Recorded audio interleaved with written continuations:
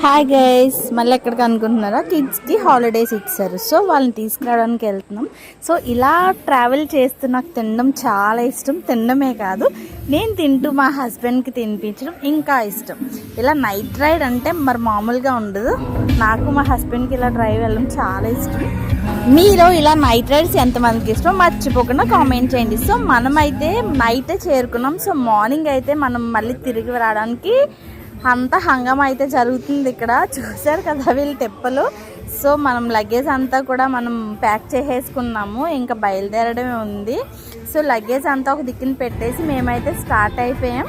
Start అయిన వెంటనే start చేస్తారు, వీళ్ళు కూడా ఆకలి అనుకుంటా. సో చక్కగా ఫుడ్ అయితే తినేసారు.